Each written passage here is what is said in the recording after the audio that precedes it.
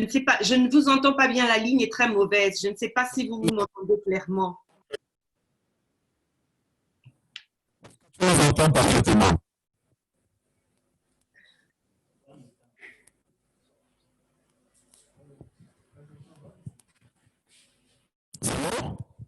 Ok, bonjour, je suis Jocelyne Ngassa. Je n'ai pas bien entendu la présentation, mais je suppose que Gabi a déjà présenté un petit peu. Je vais juste dire deux mots.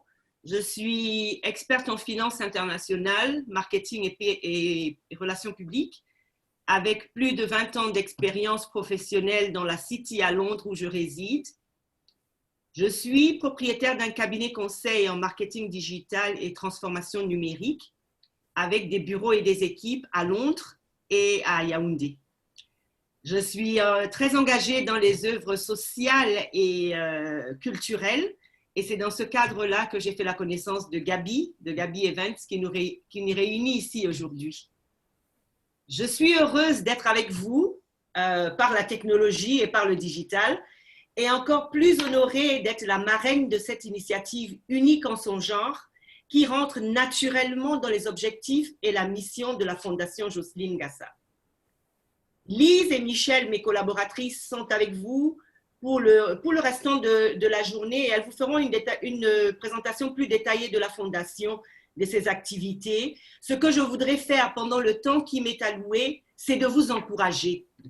Je veux m'adresser à toutes les personnes qui ont soif d'aller plus loin dans la vie, qui ont soif de trouver leur voie, V-O-I-E-S, et leur voie, V-O-I-X, dans ce monde. Toutes ces personnes qui veulent se démarquer et qui veulent réussir dans leurs entreprises. La Bible est mon livre par excellence. Un personnage de la Bible que j'admire et que j'affectionne particulièrement, c'est le roi Salomon. Qui est le roi Salomon? C'est le fils du roi David. La Bible dit que Dieu lui a demandé de lui dire qu'est-ce qu'il veut. Dieu lui dit, demande-moi ce que tu veux et je vais te le donner.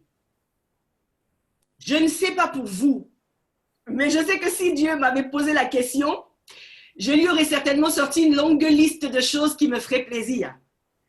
De sacs et de bijoux et de voitures et de maisons et de tout ce qu'on connaît.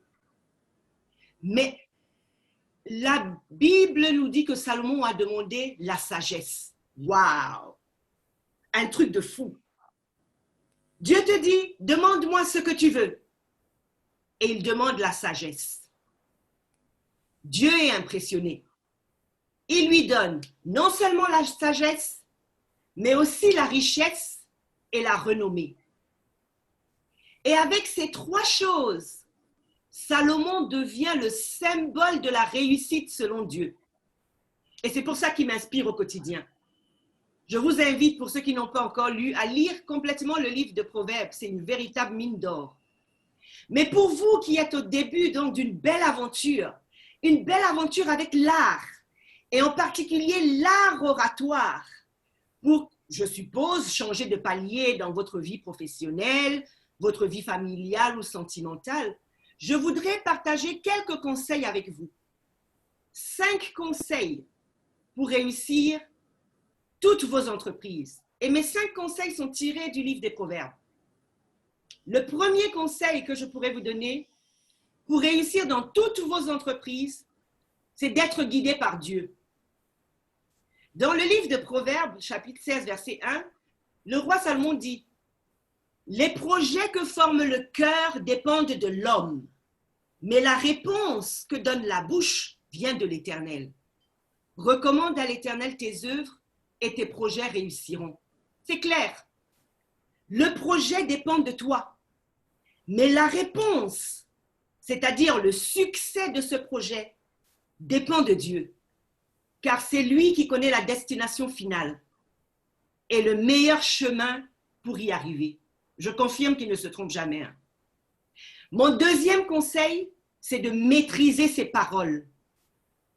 Le roi Salomon le dit dans Proverbe 12, 18, « Tel qui parle légèrement blesse comme un glaive, mais la langue des sages apporte la guérison. » C'est très important pour vous qui avez décidé de travailler sur les techniques de la communication verbale. Votre choix de mots, M-O-T-S, déterminera la profondeur de vos mots, M-A-U-X. Par votre langue et par vos mots, vous pouvez détruire, vous pouvez massacrer, vous pouvez ruiner, et les autres et vous-même. Il a d'ailleurs été démontré que la violence verbale fait plus de mal et ses ravages durent plus longtemps que la violence physique. Que vos mots soient donc choisis pour encourager, pour construire et pour bâtir des destinées. Mon troisième conseil, c'est de bien choisir vos fréquentations. Le roi Salomon dit dans Proverbe 22, 29, « Si tu vois un homme habile dans son ouvrage, il se tient auprès des rois. Il ne se tient pas auprès des gens obscurs. » J'aime cette phrase. Un homme habile, un expert, un professionnel, il se trouve auprès des rois, auprès des décideurs. Il est leur conseiller spécial. Il est leur ami.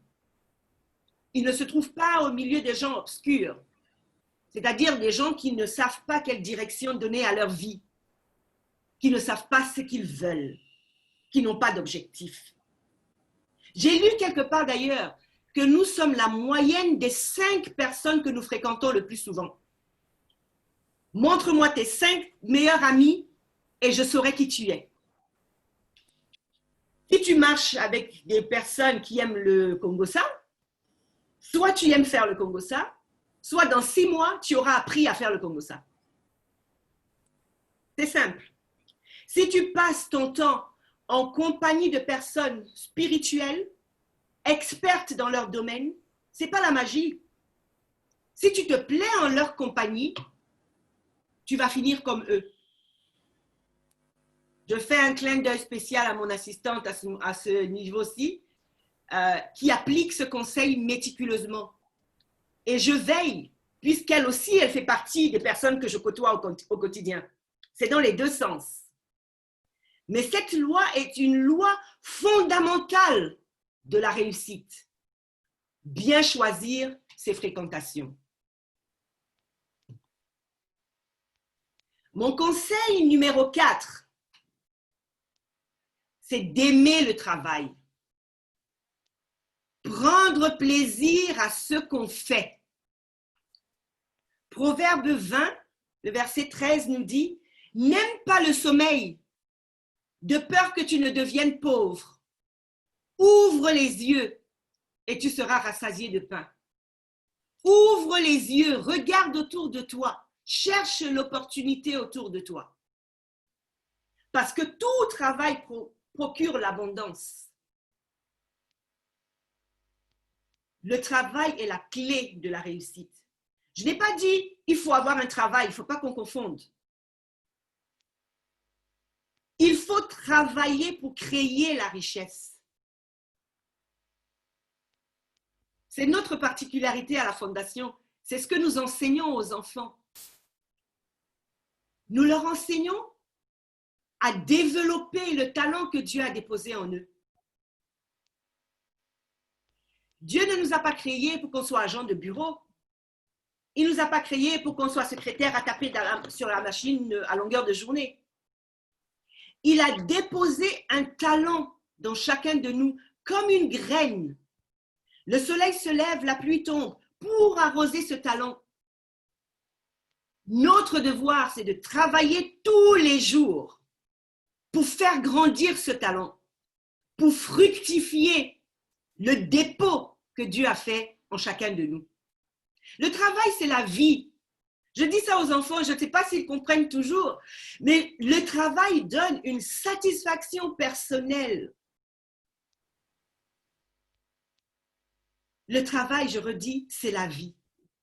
Si Dieu m'a donné un don, s'il m'a donné le don d'écriture, si je ne m'assois pas et j'écris et j'apprends la grammaire et la conjugaison, je ne saurai jamais écrire. Mais si je m'assois et je fais 1 heure chaque jour, dans 6 mois, imaginez le nombre d'heures d'apprentissage que j'aurais fait. La même chose pour les langues. Je peux parler une langue, je peux apprendre à parler une langue, si la langue, c'est mon talent. Si j'apprends 1 heure par jour, une langue étrangère, au bout de 6 mois, je peux la parler. Parce que j'ai mis un certain nombre d'heures de travail pour y arriver. Le travail nous donne cette satisfaction d'avoir réalisé quelque chose. Mais en plus de ça, ça nous éloigne de 3 mots, de l'oisiveté, de la mendicité et de la convoitise. Quand tu travailles, tu es en bonne santé. Et je parle ici de santé physique, mais aussi de santé mentale. Et mon 5e conseil, c'est de pratiquer la générosité comme style de vie.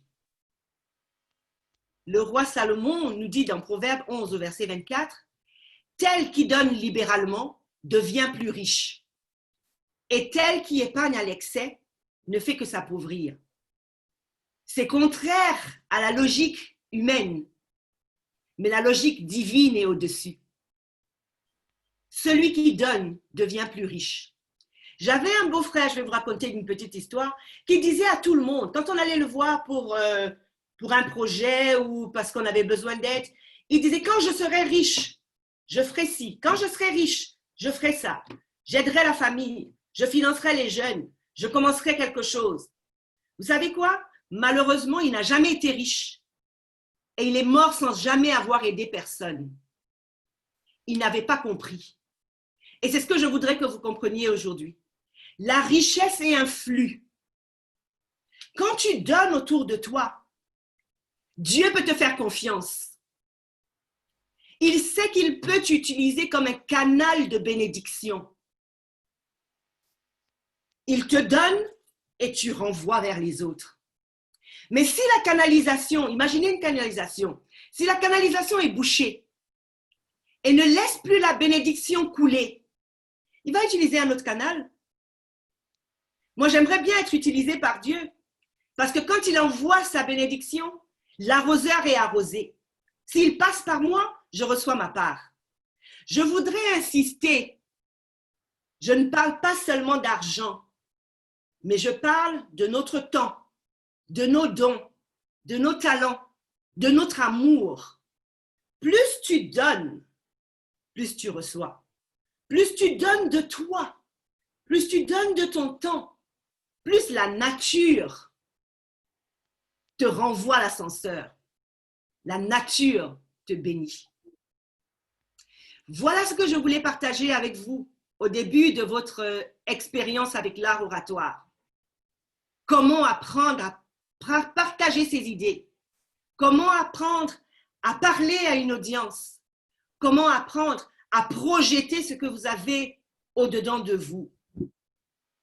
Ces 5 conseils pour réussir dans toutes vos entreprises, tirés du livre des Proverbes, sont les 5 conseils que je me donne à moi-même tous les jours. Encore une fois, je voulais vous encourager d'avoir fait le pas, de vous être inscrit dans cette initiative qui est très louable.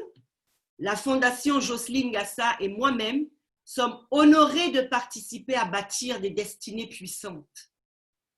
Votre succès est au bout de votre langue. Vous avez fait le bon choix d'être là aujourd'hui. Je vous souhaite une bonne session et surtout restez connectés. Que Dieu vous bénisse.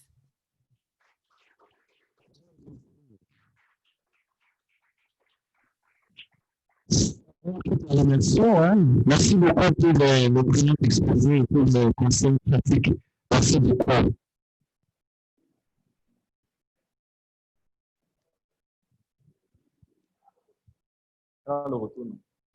Merci, Anne. Bonne session et bonne continuation. Voilà. Merci. Est-ce qu'on peut applaudir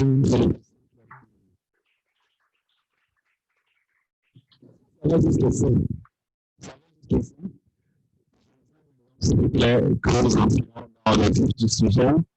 Par exemple, nous sommes ici. Nous sommes venus pour être équipés Nous sommes venus pour enseigner. Nous n'avons pas fait un choix à deux pour commencer les ateliers. Je vous ai dit que c'était un rendez-vous mensuel. Mais il faut toujours commencer quelque part. Nous allons commencer par le 9. Les mots simples ne suffisent pas vraiment parce qu'il y a une avalanche de casquettes qu'elle porte. Les décliner ici, je me perdrai de peur de m'en égarer, je ne vais pas le faire. Je voudrais simplement vous dire que je connais très peu de personnes qui ont été un jour en contact avec cette femme et qui n'ont pas été transformées. Je ne connais pas quelqu'un qui un jour a été en contact avec ses conseils, ses idées et qui ne s'est pas changé. C'est une transformatrice de destinée. Nous avons la grâce d'avoir une personne comme celle-ci, d'une humilité sans pareil dans notre pays, le Cameroun. Je ne sais plus le nombre de fois où elle a été reçue par les chefs d'État européens, américains, asiatiques, pour apporter sa contribution à l'évolution, c'est pas que du Cameroun. À plusieurs rencontres sur le plan international, elle a été sollicitée pour parler au nom de la jeunesse africaine. Je ne parle pas de la jeunesse. Je pense que là, vous allez quand même applaudir. Applaudissez. Un coach, c'est un mentor, c'est un évangéliste par-dessus tout. Soyez très attentifs. Je crois, ma foi, que vous ne sortirez pas d'ici comme vous êtes venus. S'il vous plaît, est-ce qu'on peut appeler? Oh, Tata Fidèle, viva!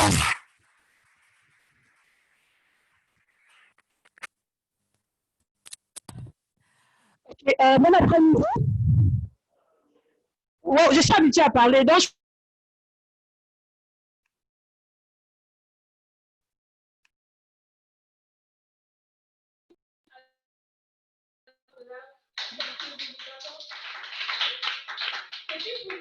pour moi, je ne suis pas limitée par le nombre de personnes. Il m'arrive parfois de former une seule personne.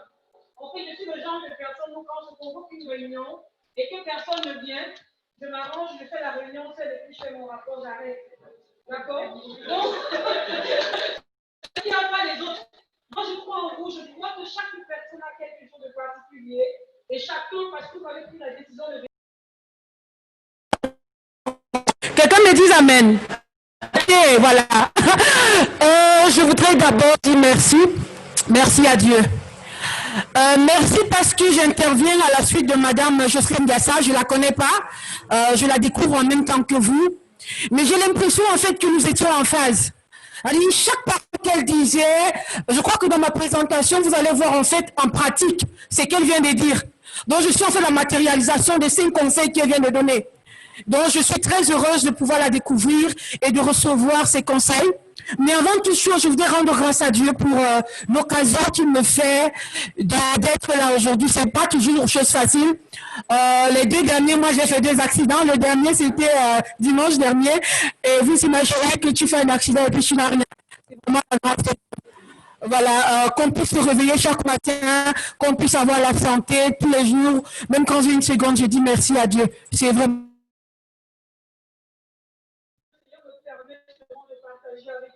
ma modeste contribution, ma modeste expérience dans le domaine de l'art oratoire. Je voudrais aussi dire merci à Gabi. Il est où, Gabi?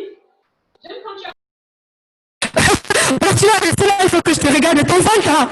Enfin, je dis merci à Gabi parce que Gabi est en fait l'un de mes enfants. J'ai rencontré Gabi en 2011, il était encore tout petit. Je l'ai tellement chauffé, parfois il me fait 1 an, mais il revient quand même. Et aujourd'hui que Gabi organise un événement comme celui-ci et qu'il m'invite, je vois que c'est le résultat du travail que j'ai fait. Et comme Gabi, comme ça, ils sont des santé, mission Cameroun et dans d'autres pays. Et chaque fois que l'un de mes enfants m'appelle pour dire Tata Fidèle, voilà, je voudrais que tu participes, je n'hésite pas. Elle a dit tout à l'heure, ce n'est pas une histoire d'argent, c'est de pouvoir donner ce qu'on a reçu, ce que le Seigneur t'a donné et que tu peux mettre gratuitement à la disposition des autres. Donc Gabi, moi je te dis chapeau et est-ce qu'on peut applaudir pour lui? Parce que vous ne savez pas ce qu'il y a dans l'organisation d'une pareille rencontre. La logistique, elle est assez intense. Et donc, Voilà, merci encore. Et merci aussi à vous d'être venus, parce que sans vous, j'imagine que j'aurais parlé seul. Même si personne n'était venu, j'allais parler et puis rentrer. Ok, voilà. Ma présentation. Oui, tu vas m'aider alors. Voilà. Après les remerciements, je crois que Gabi et Madame Gasson ont déjà parlé de l'intérêt d'une telle rencontre. C'est que dans notre vie, d'une manière ou d'une autre, nous sommes appelés à parler, à prendre la parole en public, quelle que soit la forme. Même que ce soit dans votre famille,